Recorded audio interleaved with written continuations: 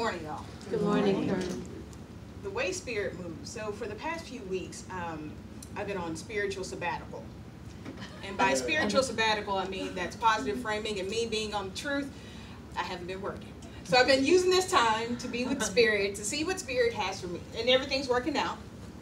And everything is moving and unfolding in divine order. And so one of the things that has been in spirit is understanding the difference between resiliency and healing modalities.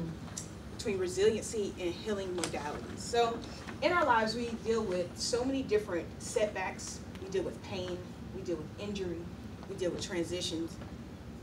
And we have learned very quickly that we must be resilient. You have to bounce back. There are too many people that are depending on you. You've got a job. You have family members that need you to do certain things. You just the world has to keep going, so we must be resilient and bounce back. But here's the thing. We've used our resiliency as a substitute for our healing modalities. Let me explain the difference between them. Okay? So when we think about resiliency, that's bouncing back from any kind of adversity and challenges of the sort. And historically, and I'm going to speak for my truth and my people, we have had to be resilient from a time of survival. We didn't have an opportunity to grieve when our family members were taken or stolen or killed or murdered or anything else like that. Literally, even having our emotions expressed could mean a death sentence. So we had to be resilient. We found our ways through our spirituality and the sort to be healed and endure, or excuse me, to facilitate our healing. But resiliency was the first thing. And so we've been conditioned for generations to just bounce back. Just bounce back. Compartmentalize whatever it is, put it over here, and move forward. But what did it really do? A lot of times when I was talking to my scholars about like their, sometimes they'll get all angry and huffy and puffy and they just get real mad. They don't want to talk about it. And I said, but you have to understand, when you're really upset and you suppress it, it's like going to the pool with an inflatable ball and you're pushing it down in the water. You're pushing it down, pushing it down, pushing it down, pushing it down, but eventually your grip slips and it pops up higher than the level of the water. How many times do we do that within our own lives where we push things down, push things down, push things down because we have to be resilient, we have to keep going? But then our grip starts to slip. It starts to happen with, like, you get triggered off small stuff, like little things, chewing out loud, right? Little things like, did you really just cut me off? Like really small things, and then you realize, like, why did I get so upset and so angry? Because your grip is slipping, right? Instead of actually dealing with whatever it is that was actually making us upset or making us go into those places, we've been really good about pushing them down or making them compartmentalized in order for us to move forward. And we've turned what was supposed to be a necessity, like a tool, resiliency is a tool, into being the substitute for our healing modalities. And why am I using the language of healing modalities? Because I've been thinking about, why do we keep saying, I'm healing, when I know the truth being that in God, I'm whole, complete, and perfect. There is no brokenness. There is no injury. There is no pain. So what is it that because I know I've experienced some brokenness in my life. I've experienced some dark times, some depressing times, ideologies that I should not have really engaged with. Like that was a reality. So how can I then be in this paradox of knowing the truth and experiencing these different things? It was a beautiful thing, the eclipse on Monday, right? Because at least in Northeast DC, while the eclipse was happening, it was both rainy and sunny. I was like, okay, come on through, Lord. What are you saying? That this is the same thing that oftentimes happened to us. I really appreciated Raymond's message from last week where he actually talked about us being in a paradox that we can actually work on these things. I'm working on my anger stuff. I'm working on my financial stuff. I'm working on my relationship stuff. And know in that same breath that we are whole, complete, and perfect. So what does that mean, working on those things? And so when I'm talking about healing modalities, I'm talking about the things that we do to align the misalignment in our minds that made us believe that we are not whole, that we're not perfect, that we're not complete, that we are whatever experience or trauma that has happened to us.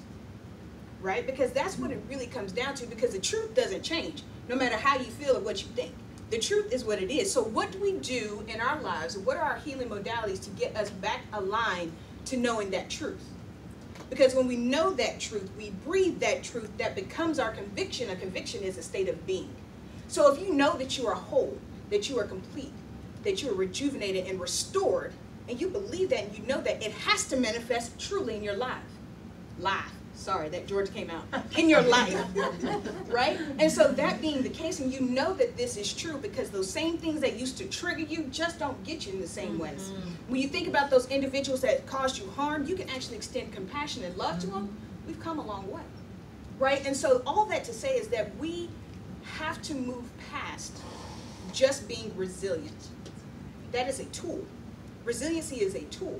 We have to be okay with going into our modalities, our healing modalities, and you can actually take a class on spiritual practices in the fall, where we learn how to vision, how we pray, how we meditate. But it's not just all doing the ethereal spiritual stuff. It's going to a psychologist. It's exercising. It's going into an oncologist if we have to go to an oncologist. It's doing all these different things. It's not just sitting and Om Shanti. That's powerful. Don't get it twisted. It's very powerful to be able to go into those places and touch the veil of the impossible and the possible and all those different things. We also need to stop eating sugary foods if we might be pre-diabetic, right? So like we also have very practical tools to align our healing mentality with the truth, right? So I challenge us to actually go into those places and identify, where do we have broken mentality? Where do we have injured mentality? Where do we have poverty mentality? Because it's really a mentality. It's not the truth. Because the truth is that we breathe, I am. The truth is that the spark of our nervous system is the same spark of creation that is in the universe. The breath that we breathe, that we draw in and express, is the very breath of God. Our mind and heart is made of the very substance of God. So how can we then be whatever trauma that has happened to us? It happened. It happened. Now, I'm not saying that it wasn't significant. What I'm saying is that it happened, but it's not who you are, right? There's an experience. It's not who you are. The true I am is always there, always in our highest self, always there. Because one thing Lee and I were actually talking about was that the DNA of Oprah the billionaire is the same DNA as Oprah, who was injured and traumatized when she was a child. So her highest self of here was the same highest self when she was 8. So our same highest self of what we believe and envision and is already right here. So what are we doing to be aligned to knowing that, to changing our mentality to reflect the truth? Because when we have that misalignment right lined up and we're right in the groove of spirit, we allow spirit to express through us, as us. It's not our own words, but it's the words of God. It's not our own actions, but it's the actions of God. Somewhere within our own experience, we believe that we were less than. Someone told us that. There was something that made us feel like our value wasn't there, right? And so we have to be able to be willing to go into those places that we were resilient and move past, because 100% of us have survived 100% of what life's turns have given us, because we're here right now. So we all know about being resilient. But are we also applying our healing modalities in those places that we need to heal our mindset? Because we're already whole, right? So all that to say, open invitation to absolutely look at where are we being resilient. It's a necessity, absolutely, is what we absolutely have to do. But that can't be where we are existing. We should not exist in resiliency, because I can guarantee you nothing on the other end is but burnout. Resiliency isn't supposed to be sustained for a very long time. It's a bounce back, not a bounce marathon. It's literally for that moment of bouncing back. So that means that after we have bounced back, right, we still got to go to work on Monday. You know, T-Mobile still doesn't care about what your life has going on, right? I get that. That makes sense. But we have to move past this place of just being resilient, just surviving, and getting to the place of, I have the tools, I know the truth, I have the healing modalities to change my mindset, to then change my beliefs, and then my convictions will manifest in my experience. But if we don't go through that entire process, if we stay right here in resiliency, then it will reflect exactly what we're doing. It will reflect the pain that we're not dealing with. Absolutely, because spirit has a way of making sure that we deal with all the different things that are impeding our light to extend to fullest rays, right? And so that being said, we have the ability to go into those places knowing our highest self is already there, and apply the modalities in order to heal the mindset, in order for our highest self to come forward. So So that's what I'm working on. Unpacking. Anybody else want to talk about it? I got some stuff. So all this is like, I hope I also am being very clear and transparent and authentic. I haven't mastered it. I haven't mastered it. I haven't mastered it. If anybody has a mastery book, I'd like to pick it up. But this is also what I'm unpacking. All that to say that we all collectively have to do this work so we can also lean on each other. A healing modality is also community and talking and connecting, right? So, and so it is.